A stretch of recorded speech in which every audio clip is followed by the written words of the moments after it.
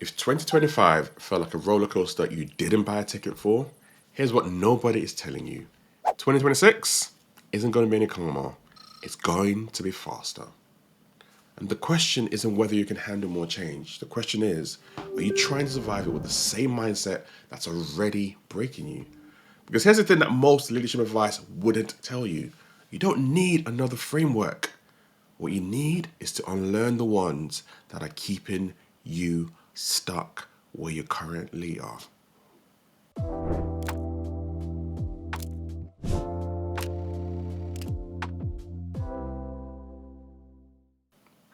Now, let's be honest. When you think about 2025, the year that actually it wasn't one for crisis. It wasn't even a series of crises that you could plan for or tick off. It was convergence. AI didn't just arrive, it exploded into every corner of how we worked. The economic squeeze didn't ease up, it tightened. Your team's expectations, they didn't stabilize. They shifted under your feet while you were in mid-stride. And if you're a founder or senior leader, you have felt all of it, every single wave. The World Economic Forum's data shows that 2025 experienced notably high global change in recent years. But you don't need a report to tell you that, do you? You've lived it, you've experienced it. The geopolitical tensions, the climate impacts, the speed of technological adoption, all of it accelerated beyond anything we have seen in the 2010s or even the early 2020s. There was a recent report by Glassdoor, Work-Life Trends Report, and they said, we're heading into the year with powerful crosswinds. A softening job market, AI advancements creating uncertainty, and a growing disconnect between employers and their leaders that's making the workplace feel more tense than ever. Let me just stop for that minute. Growing disconnect between employers and their leaders that makes the workplace feel even more tense than ever. Just looking back to what you've experienced this year, let alone thinking that it's more tense than ever, how is that possible? And that's why it's important to be able to recognize what you need to be able to navigate. Like, what's made this year truly exhausting? In reality, hasn't been the individual shocks. It was the fact that they all hit all at once. You're trying to figure out AI whilst your budget's under pressure. You're managing people who want more flexibility whilst you're bored and want more results. You're meant to be innovating while also maintaining stability. And somewhere in there, you're supposed to be leading with clarity and conviction. You're supposed to have all the answers. You're supposed to be the go-to person that people can look to. No wonder you're tired. You've probably wondered if it's just you. If everyone else has figured out something you haven't. If maybe you're just not cut out for this level of complexity. Let me tell you something. It's not just you. The leaders we have worked with at Mindset Shift, brilliant people running companies you recognize, leading teams at Google, Nike, HSBC, they're all feeling this. The CPOs, the founders, the execs who look completely composed on LinkedIn, they're asking the same questions in private. How much longer can I keep this up? And I'm going to be honest with you. This year, when things weren't going right for me, I had to ask myself the same question. I run Mindset Shift. I work with leaders, partner with leaders in their organizations around transformation, around leveling up. I'm supposed to have this figured out, right? But 2025 didn't care about my credentials. It tested me just like it tested you. So I had to step back and ask myself the most fundamental question. What is actually within my control? Mind, body, and soul. That's it. That's what I could control. So I focus on that. For me, I got close to God. That's the source of everything. So I'm not telling you that that has to be your answer, but I needed to reconnect with something that was bigger than the chaos that was around me. I needed to remember that this work, this pressure, this responsibility, it's not the whole story of who I am. I sat with myself. I properly sat with myself. Not the kind of reflection you do in a 5-minute journal whilst your inbox is pinging. I mean the uncomfortable, confronting work of exploring elements about myself I've been too busy to look at. The weight of responsibility for my family, for my team, it hasn't been easy to carry. What I learned this year is that strength isn't about masking it. It's not about putting a brave face on and pretending everything's okay. Real strength is being able to say, things suck right now. That's it. That's the revelation. Being able to name the reality without falling apart in it. Being able to hold the tension between this is really hard and I'm capable of navigating it. Most leadership advice will tell you to be resilient, to be strong, to lead with confidence. But nobody tells you that sometimes the most powerful thing you can do is admit you're struggling. Not to your whole team, maybe not. Not in a way that creates more anxiety, but to yourself, to someone or people around you that you trust, to God, if that's your thing, like it's mine. Because when you stop pretending, you stop bleeding energy, trying to maintain a performance that's exhausting you. And here's what happened when I did that work. I showed up differently. Not perfectly, but intentionally, more present, with more clarity about what actually mattered versus what I've been treating as the most urgent because of everyone else around me. So before we go anywhere else, I need you to hear this. What you've been feeling isn't weakness. It's not failure. It's a complexity, rational response to a year that demanded more from you than any year before it. The exhaustion is real. The doubt is real. And pretending it isn't is what's actually breaking you. Right. Now we've named it. Let's talk about why everything you tried to fix hasn't worked. You've read the books, you've listened to the podcast, maybe even invested in leadership training, bought in consultants, attended the conferences, and I'm willing to bet that some of it helped for a little bit. You got some good insights, maybe a few tools that you still use, but did it actually change how you feel? Did it stop the overwhelm?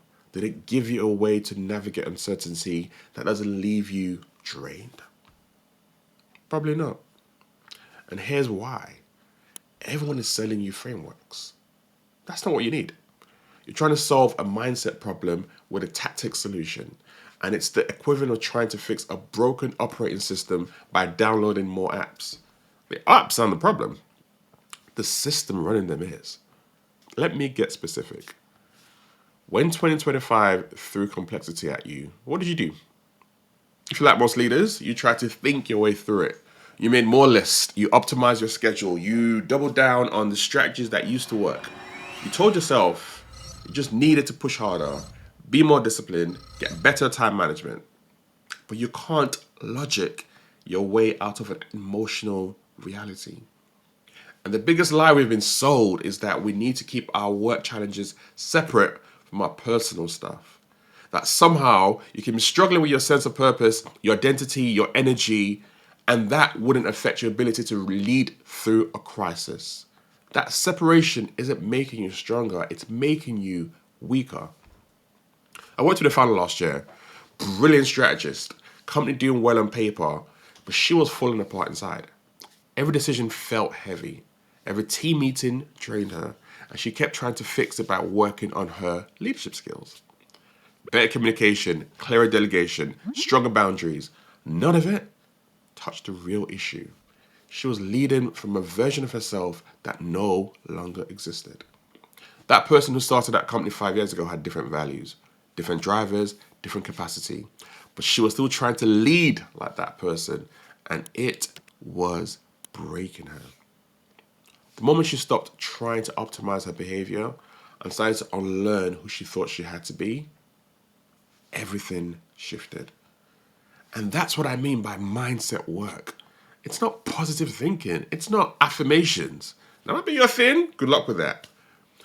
It's deep, uncomfortable work. Examine the operating system you're running on and asking, is this actually serving me anymore?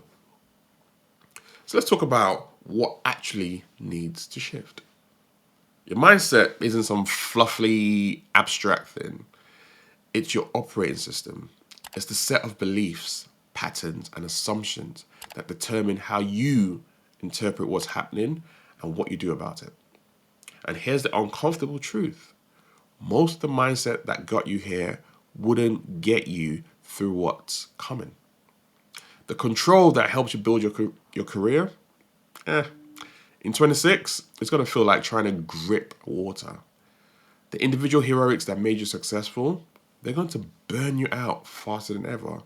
The fear of AI taking your relevance, that's going to make you more rigid. Exactly at the time when you need to be more flexible. The leaders who are going to thrive in 26 won't be the smartest. They'll be the most psychologically flexible. Let me break down what it actually means. From control to adaptation. You spent your career learning to control outcomes, to manage variables, to mitigate risks. And that served you well. But complexity doesn't respond to control. The harder you grip, the more it just slips through your fingers. Glassdoor's report talks about the forever layoff, this ongoing sense that job security is eroding, that the job market is now take what you can get. Your employees feel it. Your team feels it. And if you're leading with a mindset of trying to control that anxiety, you're fighting a losing battle. Adaptation isn't giving up. It's recognizing that the goal isn't to predict and prevent. It's to respond and adjust. It's building the capacity to move with change rather than against it. Think about it like this. A building that's built to be rigid will crack in an earthquake. But a building designed with flex points, with the ability to sway, it survives every single time. You need to become the building that sways, from individual heroics to collective resilience. This one's hard, especially if you're a founder or you've built your identity around being the one with all the answers. But 25 proved something definitively. No single person can hold all the complexity anymore. The pace is just too fast. The challenge is too multifaceted. The information too overwhelming. But here's what the data does show. Employees are less engaged than ever. They feel they aren't being rewarded for their efforts, for the recognition or career development. The connection between employees and leaders feels more tense than it has been in years. You know why? Because leaders are still trying to be the hero. Still believing that if they just work harder, think smarter, push longer, they'll crack it. But your team doesn't need a hero.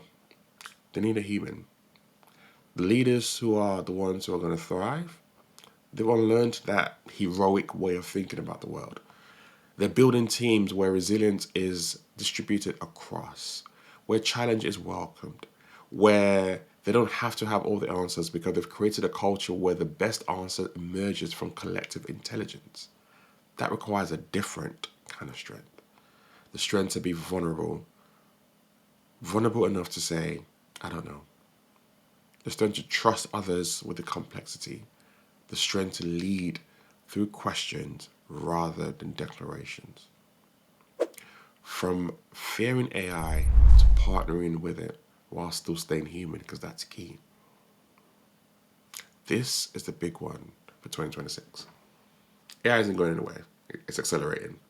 And if your responses to that is either blind optimism or paralyzing fear, you're missing what's actually required. You need to unlearn the idea that your value comes from what you know or what you can do. AI is going to be able to know more and do more faster than you ever could. Your value in 26 and beyond is going to come from something that AI can't replicate. Your humanity. Your ability to connect. Your capacity to hold complexity with wisdom. You're present in the moments that matter. But here's the thing. You can't access that humanity if you're burnt out. If you're operating on autopilot. If you've separated your personal growth from professional development. The integration is the point. This is where most leadership development completely misses the mark. It treats you like you're just a leader who needs leadership skills. But you're not. You're a whole human trying to lead through unprecedented complexity. And that requires working on all of you, not just the professional bit. A mindset shift, we use the 3U framework: unlearn, unlock, and unleash. And it starts with unlearning precisely because you can't add new capacity on top of old patterns, especially old patterns that are actively undermining you. You'll learn the reactive habits, the beliefs about what leadership should look like, the separation between who you are and who you think you need to be. Then you unlock what's actually true for you, your values, your purpose, the leadership that feels like you, not like someone else's version of success. Success defined by you and by you only. And when you do that, you unleash something sustainable. Leadership that doesn't drain you. Decisions that feel clear even in uncertainty. Presence that creates psychological safety for everyone around you. This isn't theory. This is what I have watched happen with leaders at the various organizations I've worked with. This is what I've done with scale-up founders. This is what I've done myself when I worked in corporate. The moment that you stop trying to be better reactors and start becoming intentional leaders, everything changes around you. So, let's get practical about 2026, because this is where it's all going to come to a head. AI isn't just a tool that you add to your toolkit. It's a fundamental shift in how your work gets done. And that means it's a fundamental shift in how you lead. And here's what most people are getting wrong. They think the challenge is technical. That if they just upskill their team, learn the right platforms, implement the right processes, they're going to be fine. See? Old way of thinking. The world around you has changed. But that's not where the challenge is. The challenge is identity. When someone's been doing their job a certain way for 10 years and suddenly AI can do 60% of it in 10 seconds, that's not just a skills gap. That's an identity crisis. If AI can do what I do, who am I? As a leader, if you're not prepared to navigate that question with your team, if you're not doing that work yourself, you're going to lose people. Not because they don't have the technical ability to adapt, but because they don't have the psychological framework to rebuild their sense of value. And this is where the human side of AI becomes your differentiator in 2026. That Glassdoor report, it shows that remote workers are experiencing a decay of connection and opportunity. That's triggering slow motion return to office mandates that nobody really wants. Power in the job market has shifted back to employers, and they're applying more pressure, but with unpopular decisions. But here's what nobody's addressing. Those decisions are being made by leaders who haven't done their own identity work around AI and change. See, reskilling isn't just training. It's helping people redesign their relationship with their work. Role redesign isn't just reorganizing the org chart. It's maintaining trust while everything shifts. And you can't do that if your own mindset is stuck in fear or resistance. I'll give you a real example. I worked with a leadership team at a financial services company a while ago. They were implementing AI across the operations, and on paper, everything looked good. Efficiency up, cost down. All the metrics moving in the right direction. But the culture was collapsing. People were disengaged, and the best talent, they were updating their LinkedIn profiles. Trust was eroding faster than they could address it. The reason why? Nobody had done the human work. They spent 3 months not talking about AI strategy. Instead, we slowed them down and we started to talk about identity, about what makes work meaningful, about how to lead through uncertainty without pretending you have all the answers. And once we built that foundation, the AI implementation actually worked. Not just technically, but culturally. That's the integration point. You can't lead AI transformation if your own mindset is still stuck or caught up in the old paradigm. That's why when our work was to go there and just observe, look at what's happening, get them to slow down for a bit. I know it's hard for leaders to do, but it was necessarily, and look at the changes we were able to make when we did that. So what does 26 actually require from you? Not generic advice about resilience or agility. Specific mindset practices that make a difference.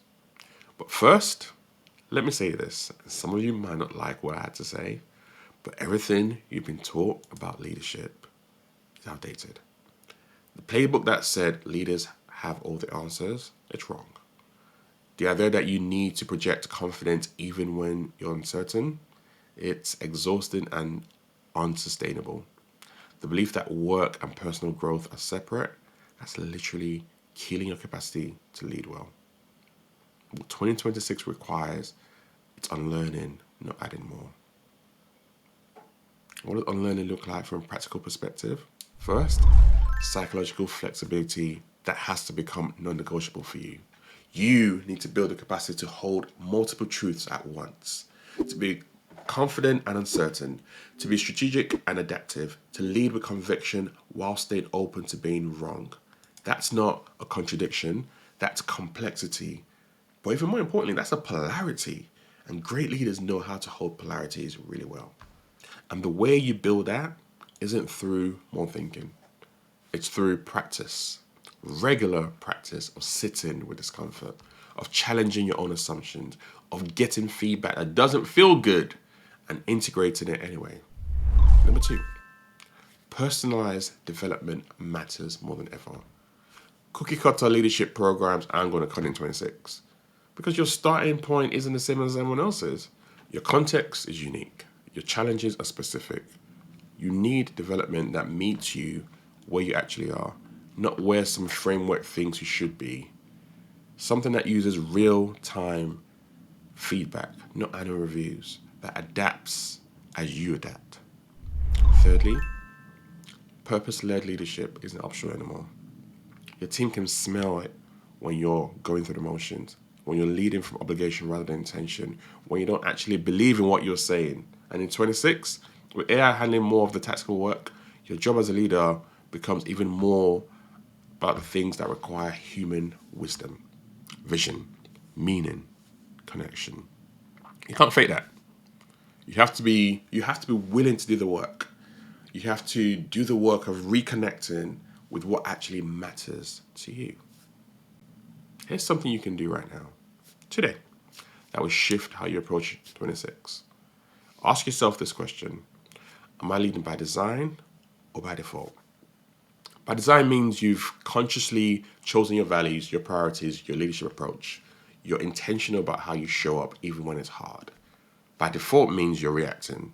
You're doing what worked before and you're following the path of least resistance, operating on autopilot.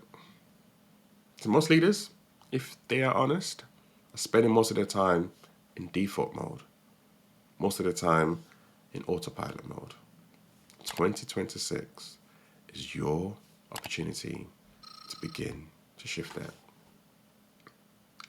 Remember that roller coaster I started off this podcast with? The ride doesn't stop. 2026 wouldn't be any slower. It wouldn't be simpler. The complexity isn't going away, but you can change how you're holding on. You can stop white knuckling it and start navigating it with intention.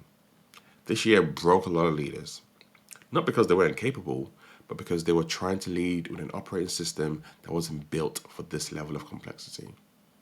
That Glassdoor report talks about the growing disconnect between employees and leaders, the forever layoff, the decay of connection, the take what you can get job market, and their conclusion that it's more important than ever for employees and leaders to work together. But there's something I was missing from that wasn't in that report. That can't happen if leaders haven't done the work on themselves first. You can't create psychological safety for your team if you're not psychologically safe within yourself. You can't navigate their identity crisis around AI if you haven't navigated your own. You can't hold space for their uncertainty if you're drowning in your own. 2026 is your chance to upgrade that system, to unlearn the patterns that are breaking you, to unlock the leadership that actually feels like you, to unleash the clarity and conviction that's been buried under reaction and survival mode. This is hard work. It's uncomfortable work. It requires you to look at things you might have been avoiding. But it's also the most important work you ever do. Because everything else in your leadership, every decision, every relationship, every outcome flows from the mindset you're operating from. When I sat with myself this year, when I asked what was within my control, when I got honest about the weight I was carrying, something shifted. Not because I found the answers easy, I did not, but because I stopped pretending the questions weren't there. And that's what I want for you. If you're ready to go deeper in this, if you're done with the surface level fixes, and you want to do the real work of transformation, you know we are here at Mindset Shift. We partner with leaders who are ready to shift from reaction to intention, from surviving to navigating, from performance to presence. But whether you work with us or not, here's what I need you to hear. 2026 is going to demand more from you, but you're more capable than you think. You're just trying to access that capacity with the wrong tools. Change the operating system and everything else will follow. The question isn't whether you can handle what's coming. The question is, are you willing to unlearn what's breaking you so you can become the leader that 2026 actually requires? Things might suck right now, but that's not the end of the story. It's the beginning of a different one. I'll see you in 2026.